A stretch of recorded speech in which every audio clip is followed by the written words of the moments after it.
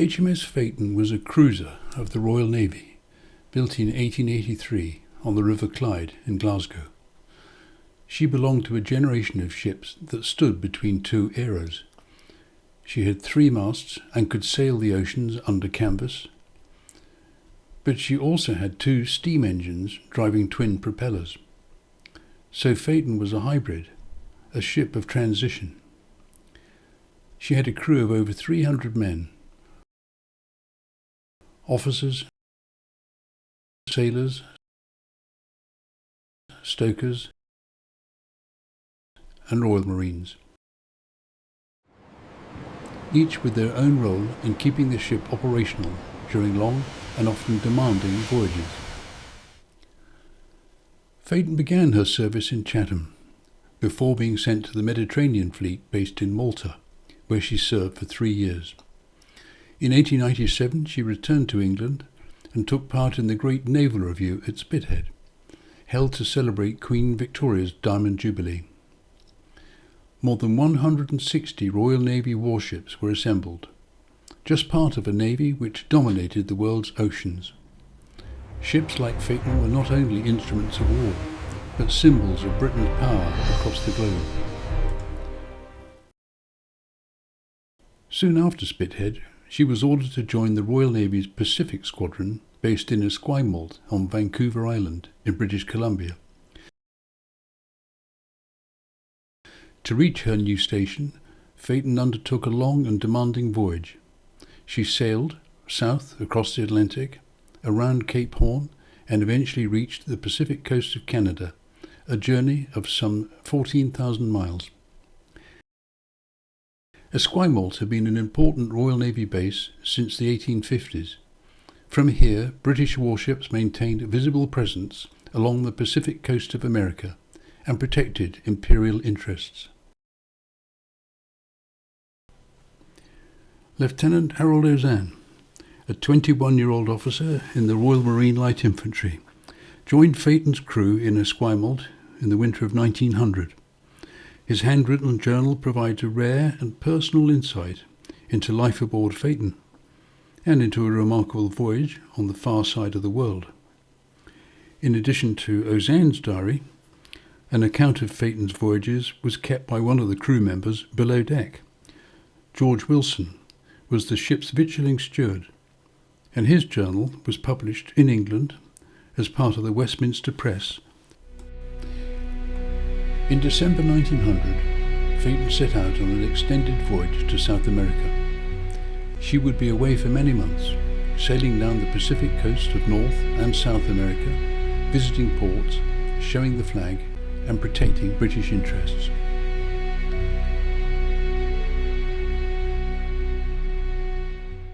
From the moment she left Esquimalt, the voyage proved challenging. Almost immediately she encountered severe weather. Massive waves broke over her decks and flooded all the living quarters, and even the captain was washed off his feet. The crew had to be called out in intervals to bail out. Seawater poured through the ventilators into the engine room and extinguished one of the boilers. This reduced the ship's speed to virtually zero. One of the ship's boats broke loose from its mountings and was lost. In the storm, one of the seamen suffered a broken thigh, and as a result the captain decided to make for San Diego to get him better medical attention. They arrived there late on Christmas Day. This unexpected stop offered a brief moment of relief. Some of the officers went ashore and visited the recently opened Hotel Coronado. This was the largest wooden building in America and one of the most modern hotels in the world. They spent a few hours in comfort, far removed from the harsh conditions at sea. The following day, Phaeton sailed again. As the ship continued south, heading for Panama, life settled into a rhythm of naval routine. The new year was marked simply. For the officers, a modest meal of sardines and beer with the captain, followed by songs shared between officers and men. Soon afterwards they reached Acapulco, where they met up with the American battleships Iowa and Philadelphia, which were also on their way to Panama. Phaeton's officers dined aboard the Philadelphia and left that evening very much the worse for wear. Meanwhile, the crew spent the whole 52 hours in Acapulco coaling the ship. Coal was brought aboard in huge quantity and transferred by hand into the bunkers. The work was exhausting, dirty and dangerous. In the intense heat, particularly below decks, the men laboured for long hours, covered in coal dust and sweat. After taking on coal, Phaeton continued south. On the way, a seaman fell overboard. They searched for over an hour, but unfortunately did not find him.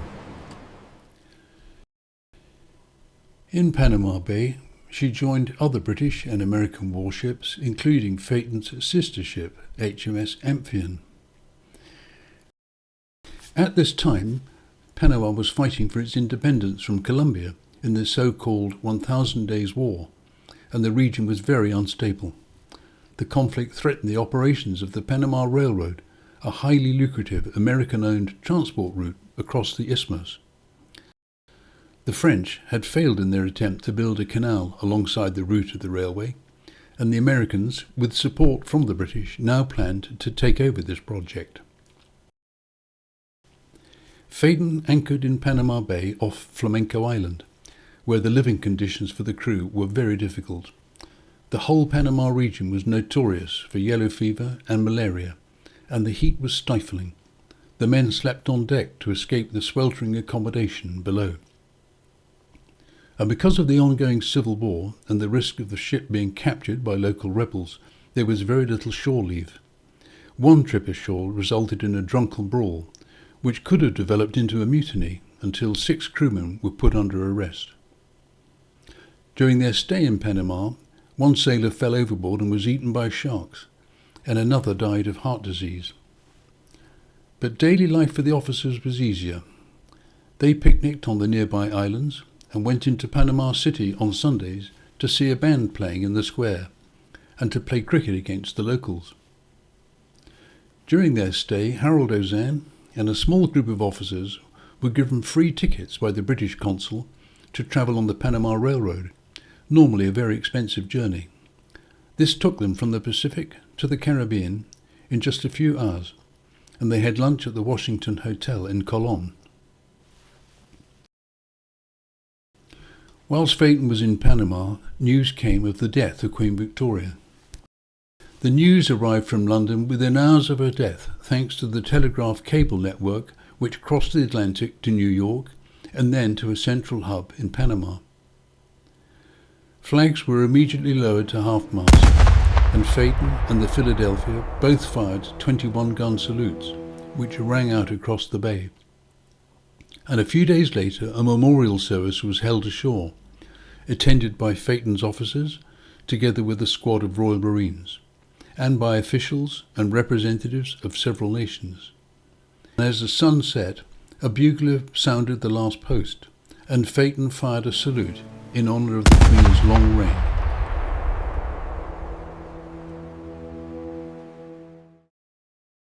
Once the situation in Panama had stabilised, Phaeton was relieved by HMS Condor, and then she headed south to Callao, the port of Lima, the capital of Peru. Here, as in many places along the South American coast, there was a strong British presence.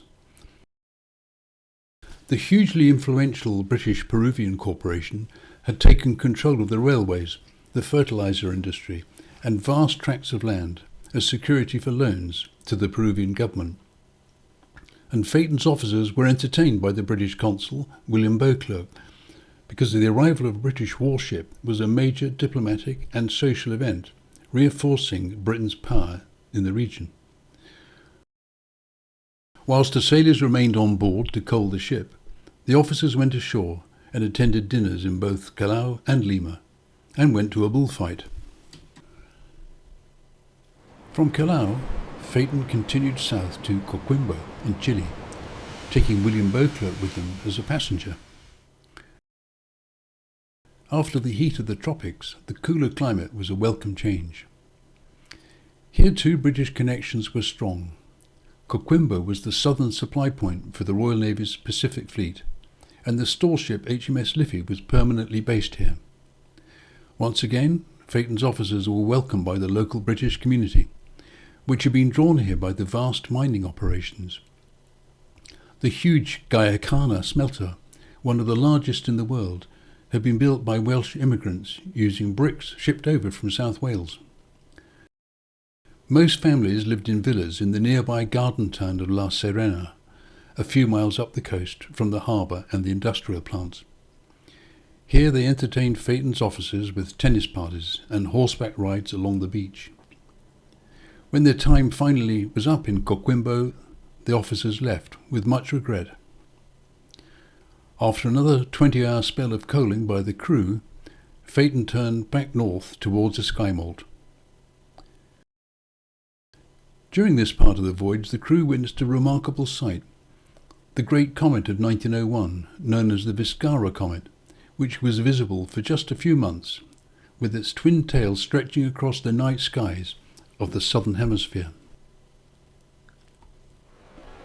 Travelling north, Phaeton called at a succession of ports along the coast, some little more than isolated outposts, such as Mejones, which had never fully recovered from a devastating tsunami just a few years earlier. But other ports, such as Iquique, were much more civilized, with a large and welcoming British community. Eventually Phaeton returned once more to Callao. There followed another period of social engagements in Lima, excursions inland, and dinner parties with the British community. A short distance north of Lima, the officers spent several days at the coastal village of Ancon, which was just developing into a small seaside resort. Nearby lay the ancient burial grounds of the Ancon necropolis, where thousands of pre-Inca tombs had been discovered. Ancient mummified bodies still lay on the ground, open to view. They also explored the surrounding landscape, including the Serena salt flats and the narrow-gauge railways that served the coastal sugar estates. Back in Lima, a notable journey took Harold Ozanne and a group of officers on the recently completed Central Andes Railway. This masterpiece of 19th century engineering climbed high into the Andes Mountains, travelling through 65 tunnels and crossing 61 bridges, including the world-famous Puente Infinito. Phaeton's officers travelled on a private train as the guests of the railway's owners, the British Peruvian Corporation. On their journey north, they visited San Diego once again. But on this occasion there was a major breach of discipline. The 6 men who'd been put under arrest after the near mutiny in Panama were being allowed some exercise in the ship's whaling boat when they overpowered their guard, stole the boat, and escaped ashore. They were declared as deserters. By mid-1901, the long cruise was drawing to a close.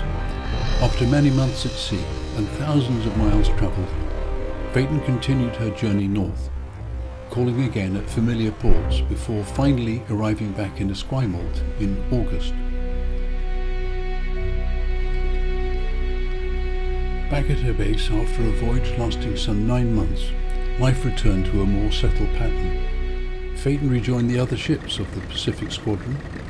There were joint activities including boat races and crew concerts, and the ship underwent maintenance in dry dock. And later that year, in September 1901, Phaeton and her crew provided the guard of honour for the Duke and Duchess of York at their arrival in Vancouver by train on a state visit, and they escorted the royal couple on their inspection of the Esquimalt dockyard. In January 1902, concern grew over the fate of their sister ship HMS Condor, which had failed to arrive in Honolulu. Phaeton was dispatched to look for her. For weeks she searched the Pacific, covering thousands of miles looking for any sign of the missing ship. Finally, Phaeton reached Hawaii when she heard the news that the wreckage had been found off the coast of Vancouver Island. Condor and all 120 men on board had been lost at sea. It was a sombre conclusion to the search. Phaeton returned to Esquimalt, arriving in March 1902. There, preparations began for her next and final great voyage, the journey that would take her once more across the oceans and eventually back to England.